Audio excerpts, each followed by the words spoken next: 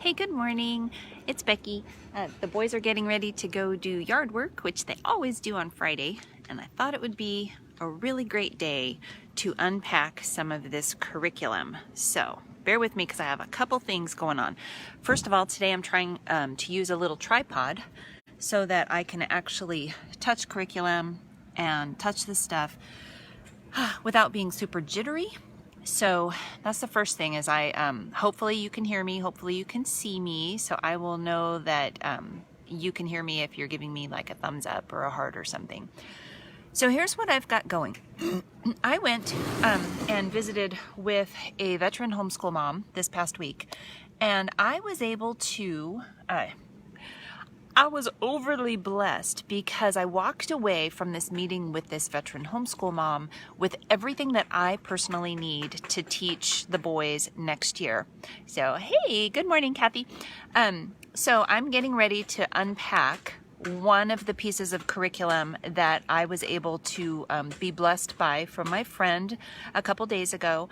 And the reason for this video is that getting a new set of something, because, well, let me start with this. Not all of us are boxed set curriculum mamas. Some of us teach from the library, some of us teach from our own bookshelves, some of us buy curriculum, and some of us share our curriculum. So the process that I'm going to walk through mentally right now is the same for me, whether I am teaching from the library or whether I am teaching from something that I get to cut open with a knife because it's brand new, or even when I'm able to beg, borrow, or I guess beg or borrow curriculum from somebody else. So when I've either ordered curriculum or borrowed curriculum, it kind of always feels just like this. You end up with a box, in this case a crate, filled with a whole bunch of stuff. And this is just one of the bins, so I am going to unbox each of the different subjects in a different video over the next probably week or two, because I think that going through that thought process is really, really important.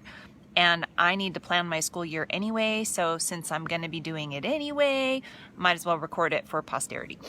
Anyway, so when I've ordered curriculum, when I've borrowed curriculum, or even when I've pulled boxes of things that I've stored in the past, it always is kind of like this. It's a jumble. In this crate, I have, at this point, there are more than one subject and more than one grades. So let me get set up. This is an unpacking of math only. Now, you have to remember that next year I am teaching 8th grade math and 10th grade math. And so if you're teaching kindergarten, 1st grade, 2nd grade, at first you may think, oh, well, I don't need to pay attention to this because my kids are just learning to recognize their numbers. But the fact is that the whole process of touching and approaching curriculum is the same, whether you're teaching ABCs or Latin, whether you're teaching number sense and number recognition or Algebra 2. So I'm going to set this down, see if I can set this up in a way that you can kind of see the box. So the very first thing, and forgive me while I get the tripod all set. So the very first thing is I'm going to make a cut, because when you order curriculum online, they don't send you a math box, an English box, a history box, etc. Can you see the crate? So I'm just going to go through and I'm going to put everything that's not math in one pile. And these are all things I have not looked at yet. Let me make a big commotion. I'm going to stand up so I can be more efficient. So I'm cutting and I'm just digging for math. Oop, here's math. And I think there's another, yep, here's another math. And everything else is not math. So I'm going to take everything that's not math and I'm going to put that back in the box.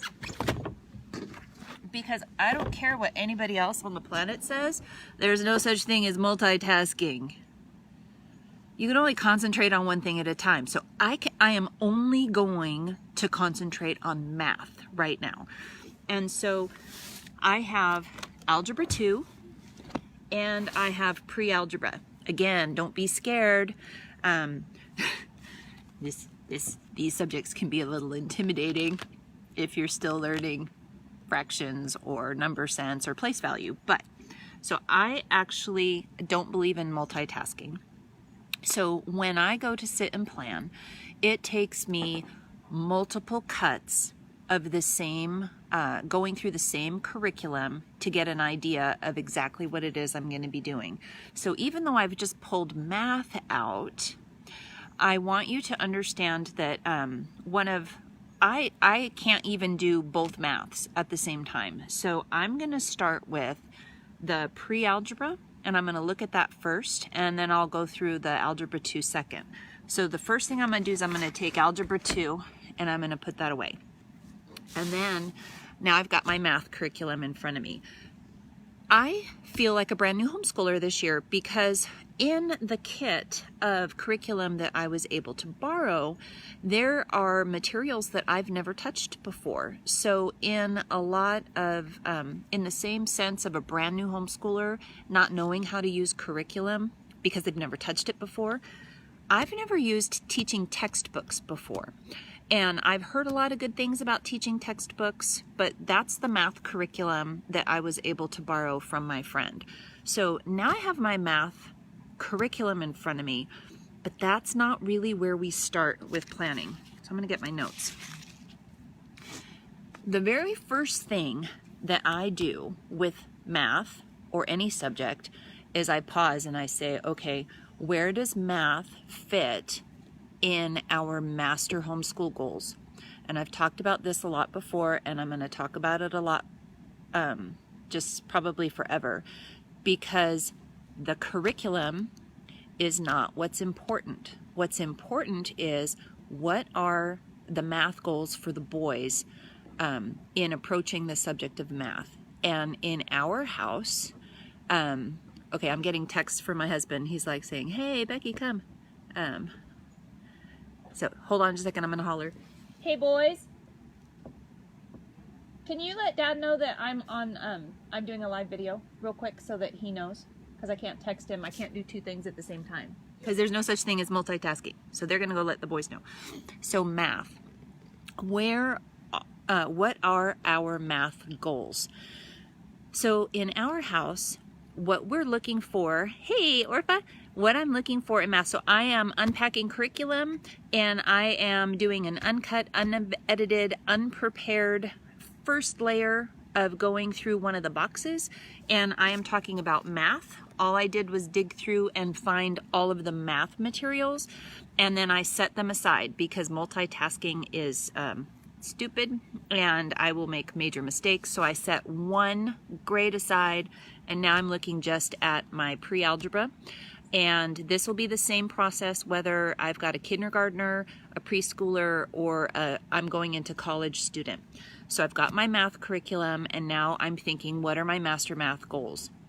In our house, our master math goals are that our boys know their math facts inside and out, and that they can add, subtract, multiply, divide, use fractions, decimals, percentages, measuring twice, cutting once, those types of things. Core math, things that they're going to touch and use in their life. Those are our rock solid goals. So when I'm approaching math, I don't get all freaked out about things that are really complicated, if that makes sense. So curriculum, haven't cracked it. What are my math goals? So that's the first thing. The second thing is that with any curriculum, if you buy it or if you borrow it, you end up with stuff that you don't know what to do with. So you set that aside first. So I've never used teaching textbooks before, and I have no idea how to use it. So I see that there is a test solution CD. I'm gonna set that aside because I don't know what to do with that. There's a lecture and practice CD. I'm gonna set that aside with the solution thing. There is pre-algebra solutions CD. I like that there's lots of solutions because with math, I don't always remember how to do stuff, but I'm gonna set that aside. And then I have an answer key and tests, but I'm not even gonna look at that. So now I'm at the actual textbook. And this is where I start all of my planning. So I look through my goals, or I think about my goals first. So again, math facts. And now all I'm gonna do is I'm gonna open the book to the table of contents, which I've never used teaching textbooks, so I don't even know if they have a table of contents, because that would be silly if they don't have a table of contents. But that's where, oh, cool. Phew. Told you, unedited, I didn't even crack the book open. So what I'm doing is I'm just first looking at how many chapters, how many units are in this book. So I'm not even reading the chapters, but here's chapter,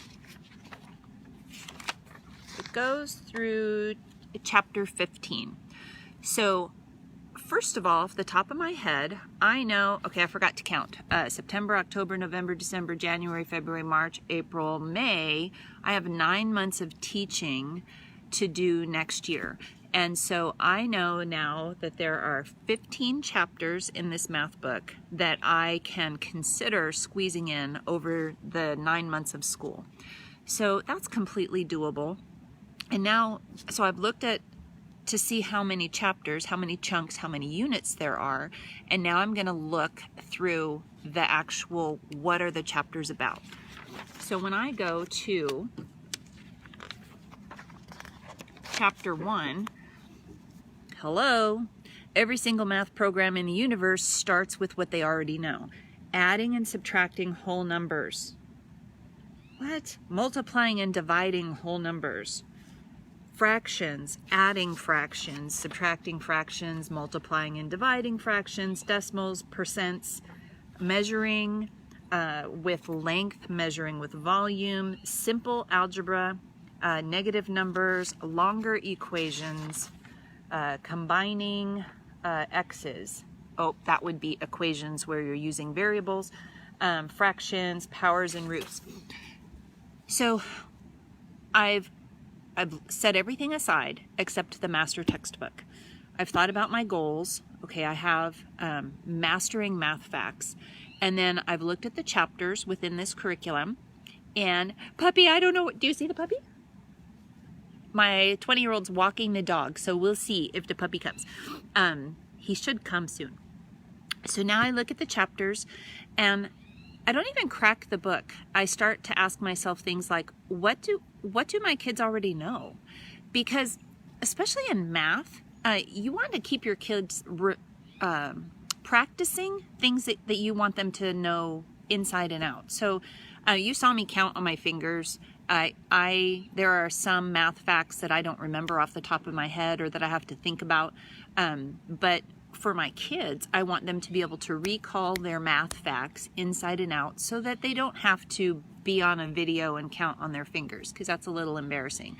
But we go through, I look at this first cut on the textbook, and for me personally, I've been teaching math now I've taught this level of math quite a few times, because I did teach in a classroom for 3 years.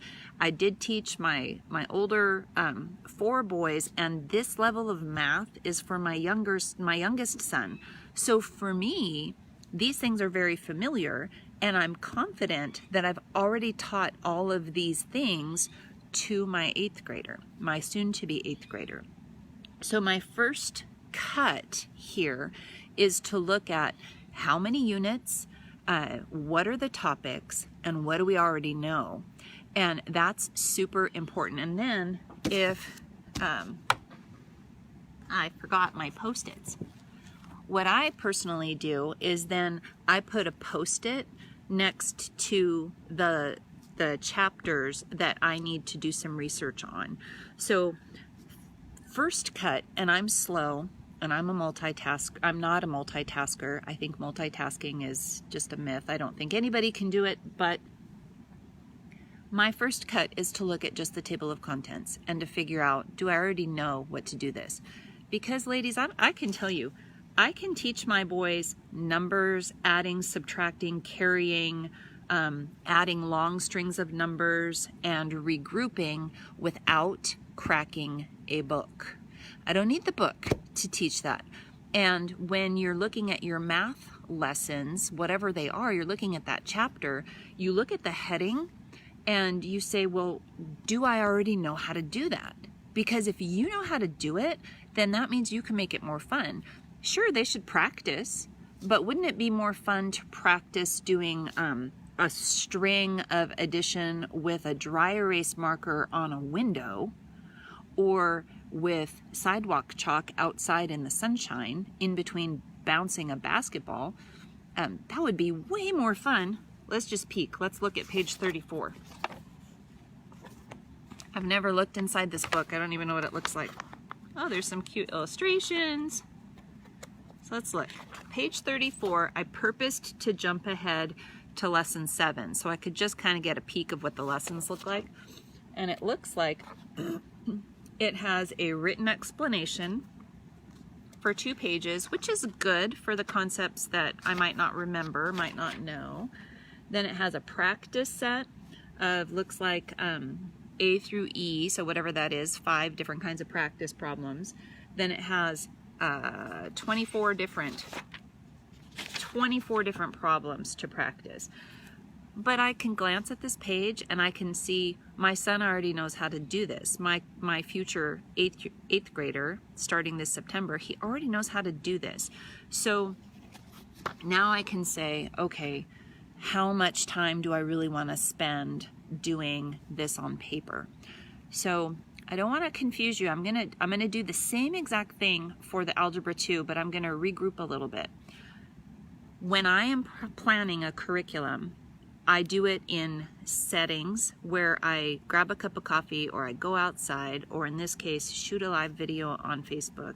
And all I'm doing is looking at the subject and deciding how does it relate to our master goals. Because if it doesn't relate to our goals, then I need to decide whether or not does it add a lot of value to the kids and their education. Is it something that's worth us pursuing? Because just because it's printed doesn't mean that I have to use it. And when it comes to these kinds of things, these supplementary things that come with the program, in a subject like math that I've taught a bunch of times, I don't even necessarily need to do those. And so let me talk about that again in a second. So let's look at Algebra 2. And again, Algebra 2, let's see. He's turned off, but now I've turned off talk to text. Oh, so you must have seen Sprocket. I didn't even see him come by.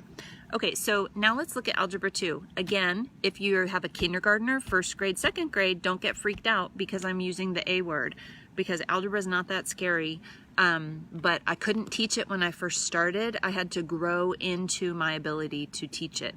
Yes, I took math all the way up through, what did they call it? They called it trigonometry or advanced math 7-8 when I was in high school. But I spent trigonometry passing notes to my friend Shelley. And we sat and we talked through math, trigonometry and pre-calculus. It turned out years and years later that there was a ministry there that I didn't know was happening.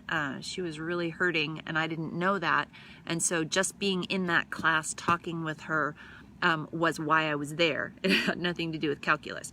So don't be afraid of the higher maths. You have time, if your kids are little, to either find tutors, find online resources, etc. But it's the process, it's the brain process. So again, with the math, I'm digging into the curriculum to find that core piece of curriculum. In math, it typically is a textbook. So I am setting aside the test solutions, the solution CD, the lecture practice, and the test bank book. Because honestly, I don't use any of those anyway.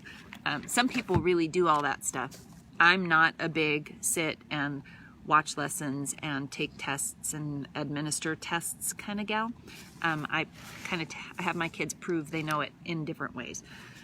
So now I've got the master book, and again, I am just opening it to the table of contents. I've already counted on my fingers, so I know I have 9 months of school teaching to go through Algebra 2 with my soon-to-be sophomore. You'll have the same 9 months to go through with your kindergartner, first grader, second grader, etc. And math specifically, is broken usually into 12 or 15 chapters within any grade. And don't despair, because everything gets repeated in cycles as they learn arithmetic and they start working towards algebra. Hey, if you haven't gotten the math roadmap video and resource that I made before, be sure to catch that after this populates. Let me write that down. I will add that to the description so that you can get your math roadmap that helps you see what the major core topics that you need to be teaching in the 3 main disciplines of math: arithmetic, algebra, geometry. Easy peasy, trust me. Okay, so now I am just looking through the table of contents. I have a pre-algebra kid and I have an algebra 2 kid. So in algebra 2, we're doing different degree equations, simplifying, looking at, looks like order of operation type stuff, parentheses, brackets. Okay, there's things that I don't recognize here. Freeing the trapped x. Oh, that's going to be just moving variables from one side of the equation to the other. Words, you got to learn the vocabulary for any subject. Every single subject on the planet, from sewing to gardening to algebra, history, has its own set of vocabulary, and I call that the secret decoder key. In order to really get good at anything, you need to know the foundational vocabulary. And a lot of homeschoolers balk at things like variable and vertex. I'm reading off the cover. Multiples and multiplicans and all that stuff. But if you're going to be doing math, you do want that core vocabulary. So don't be afraid of the vocabulary. You can learn that as you go. So again, I'm just looking at the table of contents. I've got fractions, fractional equations, powers, exponents, roots, different kinds of equations, imaginary numbers, blah, second degree equations, all these. Okay, so what I'm seeing is that algebra 2 is just taking what we've already learned in algebra and making it just a little bit more complex. And I know that already, because we've already done, I did algebra 2 recently. So anyway, graphing, linear equations. You've heard me talk about linear equations. I lost a few brain cells when I relearned how to do that. Okay, so for this guy, 10th grade, this is also my question everything guy that I'm going to be teaching. So this one's going to be, there are more things in here that I'm going to need to review. I can tell between these 2 math books, and at this stage, when my kids were little, probably if they fell within that 2nd to 4th grade and 4th to 6th grade, I did their math together. Because I knew that math kind of cycles over and over again. So if you have a bunch of kids, when you can combine them, I recommend that you do combine them. But where I'm at with math with my kids is that they're at very different developmental stages in math. And this guy that's going to be a sophomore this year, his whole school year is going to be mastering algebra 2, and then as we near the end, preparing for his college entrance exam, because he's going to do his senior year at the community college and get his high school degree, or his high school diploma and his associate's degree. Big words. If you're just starting out, don't be intimidated. But when I look at the 2 maths, I can totally wing the 8th grade. I've been there, done that. There's nothing in there that he hasn't even already touched before. So I know that what I'm going to be doing without doing anything else with his 8th grade math is that we're going to be doing daily math practice of things that he already has an understanding in. Versus the 10th grader, there are some things in there that I know that we haven't learned yet, that we haven't practiced yet. And a little side note, I'm not the kind of homeschool mom that says in math, hey, since he's got pre-algebra down, let's just put him in algebra 1. Or since he's got algebra 1 down, let's just put him in algebra 2. I'm not a big believer in rushing kids through math. And the reason is because I don't want to have to teach calculus. And I think that those higher maths are better served when kids are older and more mature and have access to, in my house, have access to mathematicians that can actually explain those concepts with confidence. So when our older son went to high school, he went to a charter school where he had the ability to rush through math. And we thought, wow, that's awesome. So let's have him do that. But where we were going to school, that ended up meaning that he was in calculus by the time he was a junior. And that sounds awesome. Maybe even as a homeschooler might make you feel like prideful, but there was a big problem. He hates math. Not just a little bit, he hates math with a purple passion. And so what I had ended up doing was pushing him through math and boxing him into a corner because he needed to take one more math in order to get through high school. And that one math that he had to take was calculus. Wow, I didn't make that mistake again. So with all 4 of the other boys, I've grabbed the math reins on that horse and I've pulled it back. And I have personally chosen to have the boys do half steps in math rather than jump ahead. Because remember, our goals are that solid rock foundation of math facts and concepts. I want them to know it inside out. I don't want them just to have a stamp on their little vest that says, I made it through 12 levels of math. No, I want them to know how to solve this percent, that fraction, those decimals. Does that make sense? So my 8th grader's ready for algebra. My 10th grader was ready for algebra when he was like in 6th grade, but I grabbed him and kind of held him back and made them, and I work with them to go deeper into the basic math. So working on neatness and order and speed, all those things that are peripheral, that are part of math, so those become our focus.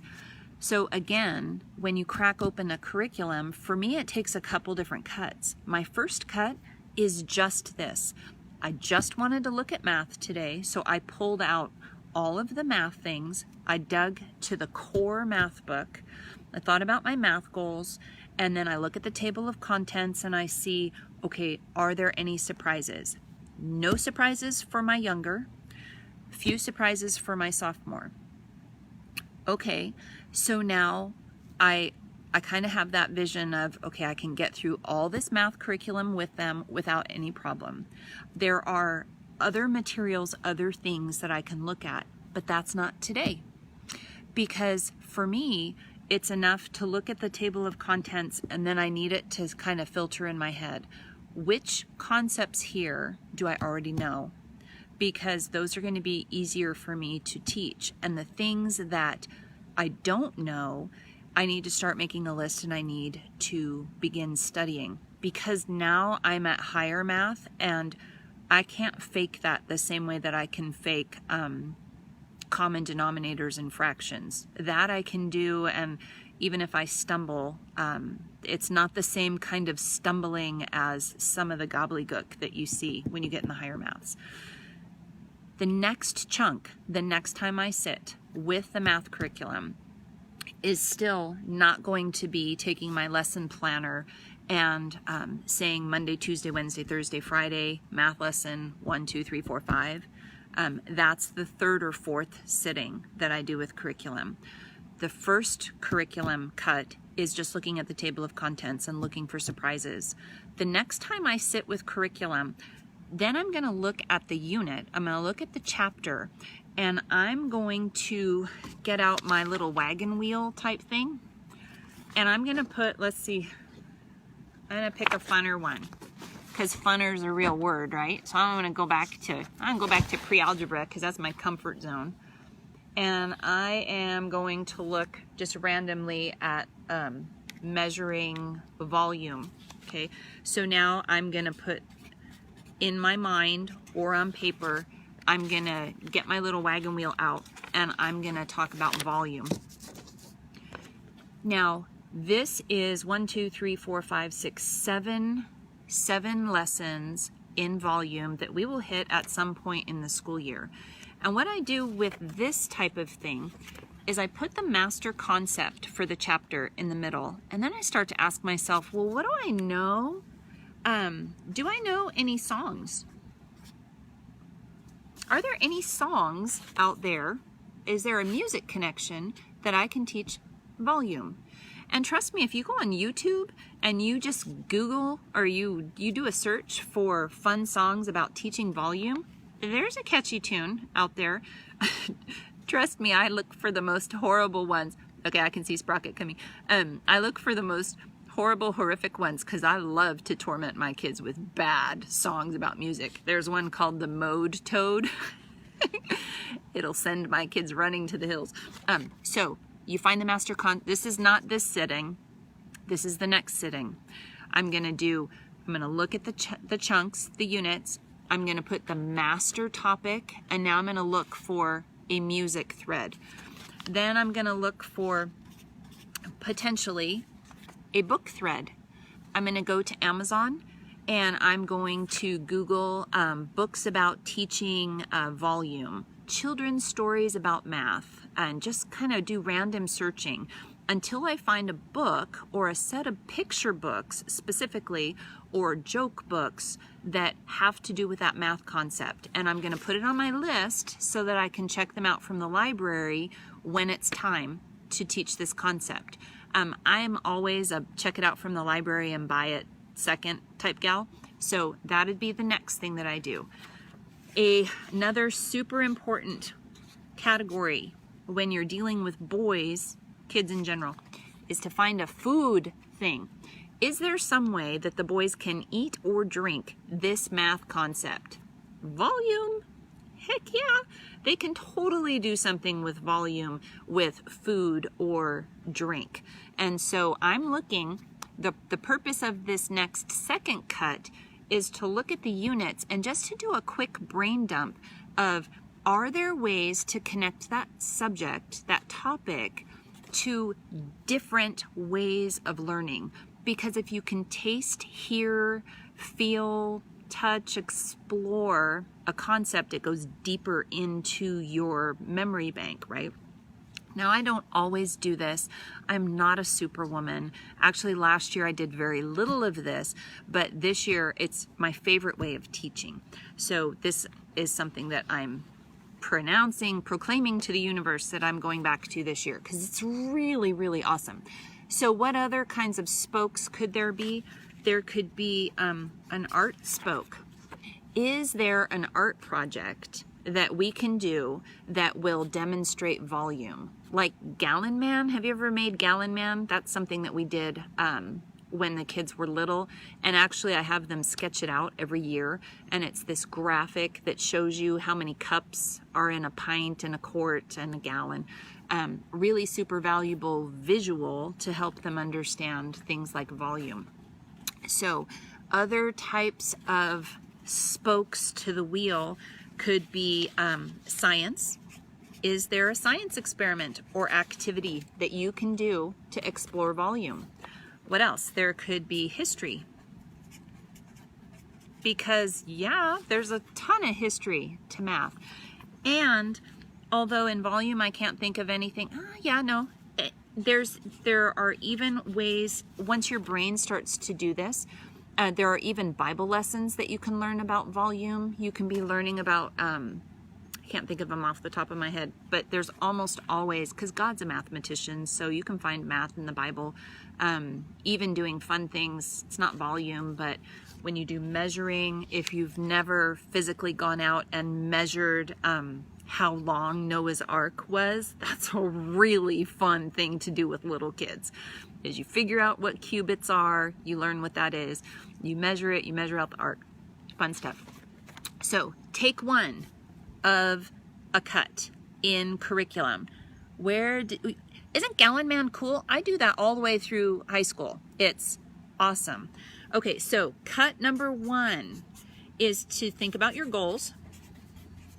Then, and I'm writing this down, and I'll lift it up, and I probably make a printable for this because this is the kind of stuff we're going to do in the huddle workshop, and I'm going to have like good quality printables that'll go with that free workshop. And then this is kind of I'm getting used to how is it, I'm formulating the ideas as I stutter through the live, but I'm forming that homeschool huddle group where we'll get together online a couple times a month and we'll go through curriculum and we'll talk about goals and we'll brainstorm, well, what could you do if you're teaching fractions type thing? We'll brainstorm these things together, maybe pull arts and crafts, demonstrate how you do stuff online. Super excited. So with first cut on any subject, first you do the goals. Doesn't matter what grade level you're at. What are your goals? The second thing that you do is you look at the table of contents. And you're just looking for how many different subjects, how many different main topics are there in the year. Then you ask yourself, what do I already know? Because Mama, you're really smart. What do I already know? So when you're looking at a book, your goals, your table of contents, what do you already know? Then you sticker or you mark the things that you need to study. Mark things to study. Because especially with math, or a subject, like I'm really strong with writing and teaching, not remembering, but teaching history and science and that kind of stuff, anything wordy. With math, I'm not very good at just recalling everything off the top of my head once the math gets harder, so I have to study it. And I'm going to be honest with you, when it gets really hard, I have to do the complete lesson as though I was the student. And grade it and correct all my mistakes and then redo it, and then I can sit and teach it to my kids. Because my biggest conflict struggle with my kids has been straight across the board over math problem, and I am trying to figure it out as I'm teaching it. So anyway, cut number 1, goals, table of contents. What do you already know? And then mark the things you need to study. Then you put it away. Then your second cut, you start thinking about how can I approach each one of those topics, hitting different disciplines or different areas of learning, different types of learning: music, food, books, science, art, Bible, history. And you can use Post-its, you can use a web planner like this. You'd only need 12 or 15 of papers like this. It's called a web. You can even put right here, oh, the mode toad, or the order of operations has a fun wrap. Parentheses, parentheses, parentheses, fun. All kinds of stuff. So songs and history and books. Then put it away again. And now you need time to think about this. You need time to be creative. You need time to think about your goals and filter the topics through your knowledge bank, your experience bank. You need to give yourself time to think, well, how can I make it fun? How can I take it outside of a workbook and take it physically outside, or using some other material, Play-Doh, clay, food, Oreos, sticks, chalk, dry erase markers, yarn, beads, beans. How can you use a different kind of material to teach that concept? And then you set that aside again. And then now you're actually ready to sit and plan that subject for the year. And you don't have to plan the whole school year. So you instead, what I do is for math, I probably plan school 3 to 6 weeks at a time, but I have my whole arc thought through, at least in general. I know where I'm going. And because I know where I'm going, I know where my end goal is, it's easier to divide that subject up and then to kind of place it in into its proper place. So I hope that makes sense. In math specifically, you're going to have topics that you're going to be able to put in.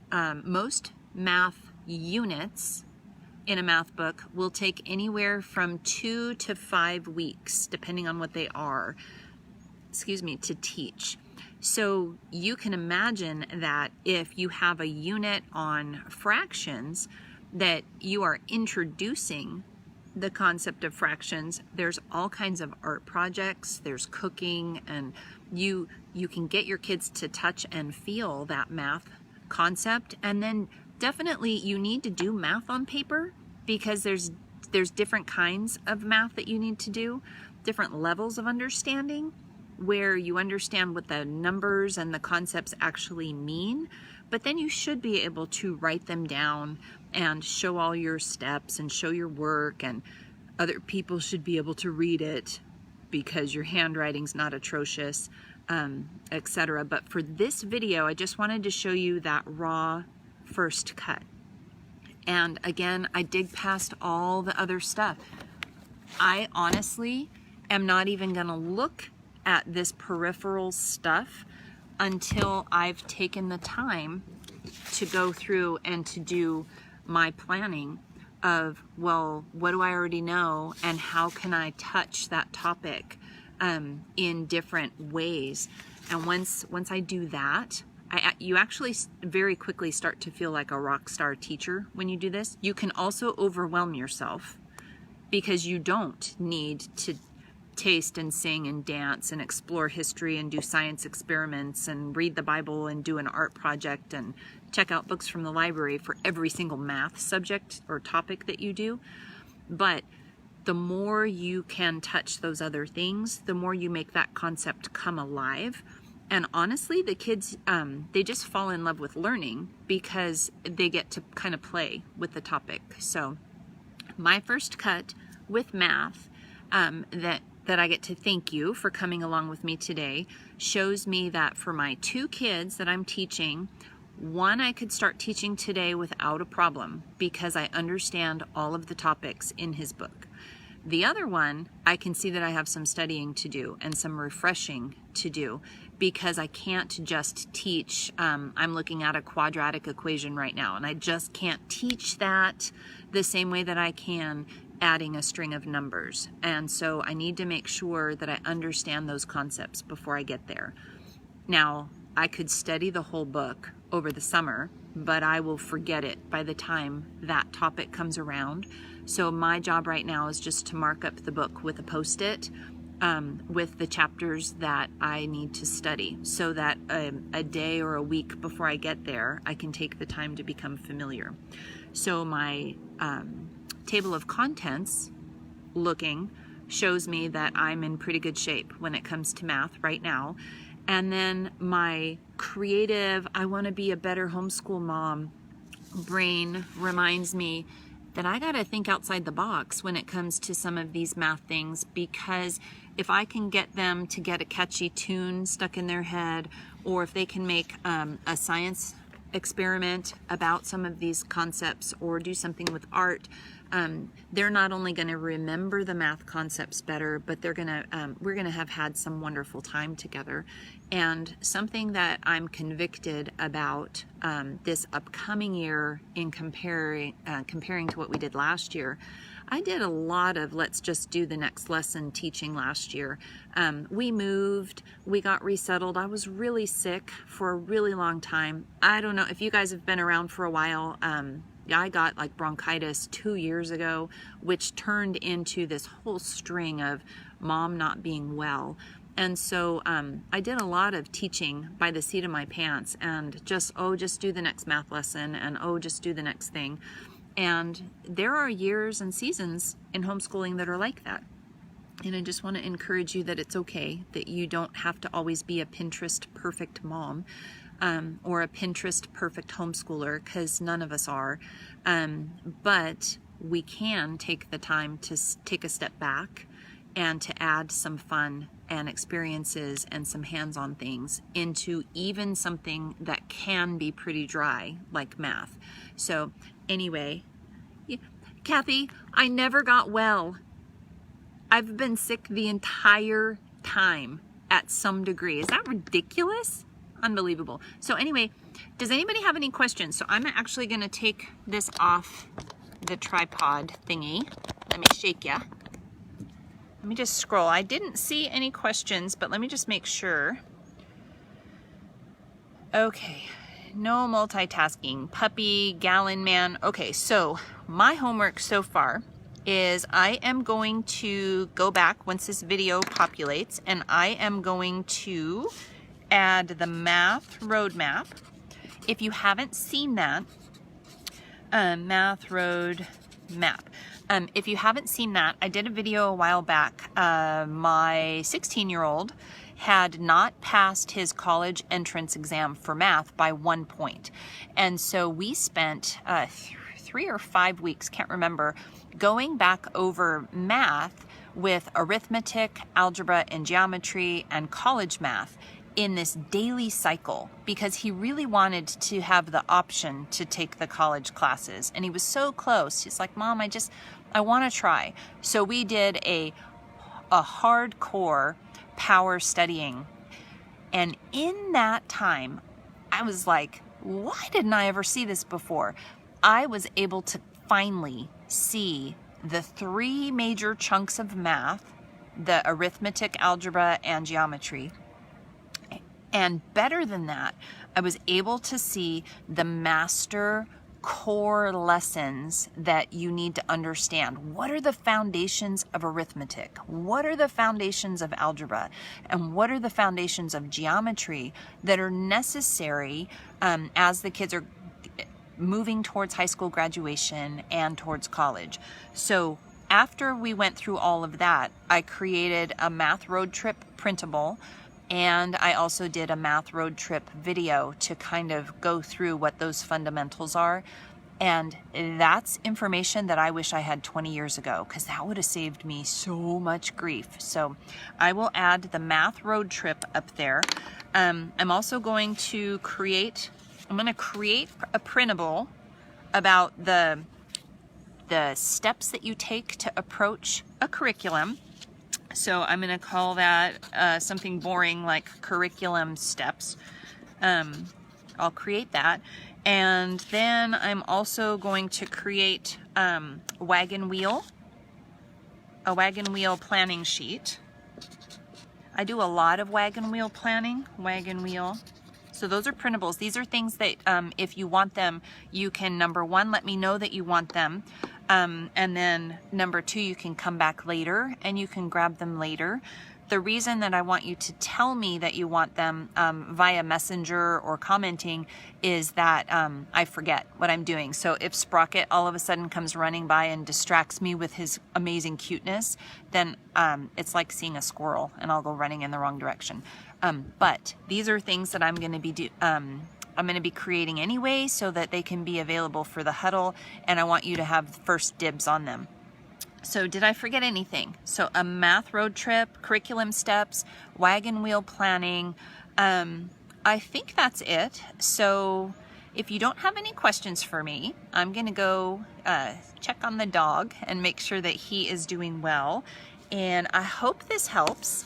And I will come back and I will do, yay, I'm glad you love the resources. So I still have lots of curriculum to go through with you guys in a step-by-step way. You know how when you get curriculum, especially as a new homeschooler, it's completely overwhelming when you get a box and it's filled with, just in math alone, excuse me, you get a textbook and you get CDs of, well, how do you use those things? And you get test banks. Whoops, I didn't even show you. So you get all this extra stuff. Even as a veteran homeschooler, I've been doing this for 20 years. That pack of resources is completely overwhelming, even for a veteran homeschooler. As a new homeschooler, it can be paralyzing. So I want you to understand that there is a way to give yourself grace as you go through it. It does take time. There's no magic wand. You can't just crack open a box and be ready to teach the next day. It just doesn't work that way. And if you want to really encourage your kids and stir them up for learning, I mean, really get them to love to learn, then you really have to do this kind of stuff. You have to take the time to add those supplemental exercises and activities with them. You don't need to overthink them, but a little bit of creativity goes a long way with homeschool. I'm not an unschooler, so if you're an unschooler, I don't know how this type of planning would apply for you, except that maybe you don't start, maybe you do start with a textbook, and maybe then you just facilitate your kids with these types of either activity kits or kind of leading them to explore these types of things as they're learning about a topic. All of my boys are heading towards college. I have 2 in college right now, 1 starting college next year, and the other 2 are well on their way to do college. So for me, it's very important that they do understand how to attack a textbook style learning also, especially when they're in high school, when I can train them and give them those good habits that they're going to need. But it takes a lot of planning on my part. I invest a lot of time thinking about curriculum and activities and lesson planning and that kind of stuff, especially in the summer, getting prepared for the school year. And then I forget everything that I've done and I just start winging it once the school year comes around. But I really spend this time of year getting my vision for the year, remembering my goals, remembering my priority in relationships, remembering that there's a natural flow to my day, and when are my pockets of time that I can actually be teaching. This is the time of year that I make the mistake of getting into the habit of making all of my appointments in the morning, because I'm a morning girl and I love to get up and get busy in the cool of the day. And I get in that habit of starting my day first thing. And then the school year will come around and all of a sudden I have all these appointments and distractions set up in the core of my school day. So this is the time of year that I'm thinking through all of those things. What are our goals? What are our routines? Boy, I better start getting in the habit of scheduling doctors in the late afternoon, orthodontists, grocery shopping. All those things should be in the second half of the day when the boys' brains are spent. So just already pre-thinking those things. So I talked a lot, but the core is that you start with your goals, you go through the table of contents, realize there aren't that many things that you need to teach from any subject that you're going to be teaching this next year. But if you look at it from the detail level of like the test booklets and the worksheets, it's going to feel like a ton of information. And hey, Cindy? Girl, you're supposed to be almost packed. Anyway, there's a ton of information that you'll need, that they'll be telling you that you can do. Don't get lost in the weeds. Know that it's much easier to go through these subjects. So, okay, I think I'm going to stop talking. If you have specific questions about different ages or that kind of stuff, start keeping a list, because when we're getting ready to do the huddles, when we're doing the membership huddles, we can actually break apart and brainstorm your specific year in a certain subject. That's something I would love to help some moms do. So anyway, I hope you guys have a great day. Cindy, I hope I get to see you before you move. And I hope you guys just have an amazing, amazing day, and that you know how much of a blessing you are to me. This is truly one of the highlights of my day, just seeing all your friendly faces and names pop up and scroll by. And to know that all this information in my head doesn't have to die with me. So anyway, love you guys. Have a great day, and I will talk to you soon. Bye.